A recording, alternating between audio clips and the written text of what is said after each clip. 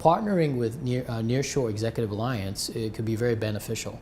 It really helps us to be able to garner and understand what's going on, what countries are growing, what areas are perhaps the best destination for the kind of work we want to do, whether it's voice, non-voice, IT services. So ability to understand the provider landscape, the countries that's down there and what they're doing from an economic perspective, from a government support perspective.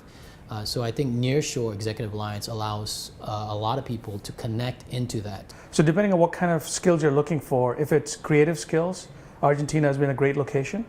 If you're looking for multifunctional captive centers, Costa Rica is a great location. And of course, if you're looking for scale, Mexico and Brazil both have scale. They have multiple cities that have a huge amount of population and a lot of good schools. I think Brazil has a huge internal market. We have probably 1 million, a resource pool of more than 1 million IT services professionals. And it's a very developed and mature market. I've done a lot of work personally within Guatemala and Nicaragua, Colombia as well. So finance and accounting, accounts payable, accounts receivable, treasury roles, that kind of thing. We're seeing a lot of expertise or a lot of education coming through the schools in terms of the finance and the banking as well. And we saw that very much so within Guatemala.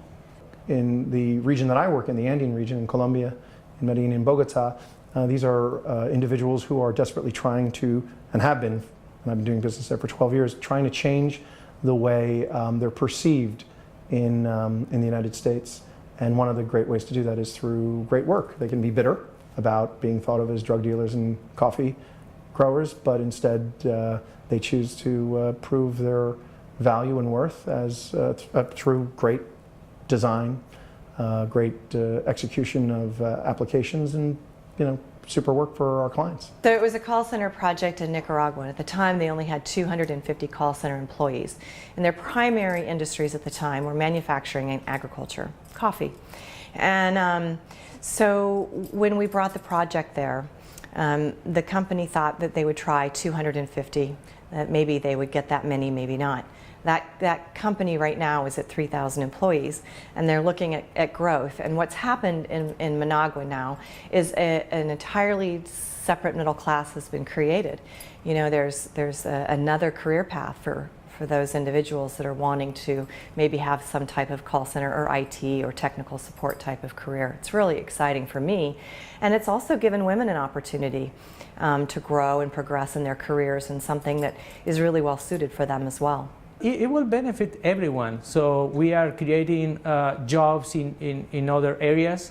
We are giving opportunities to other countries, other regions. And we also are adding value to companies in the States also. Yes, I think clients that have outsourced a lot to Asia Pacific are realizing the limitations with 12.5-hour time difference, cultural differences.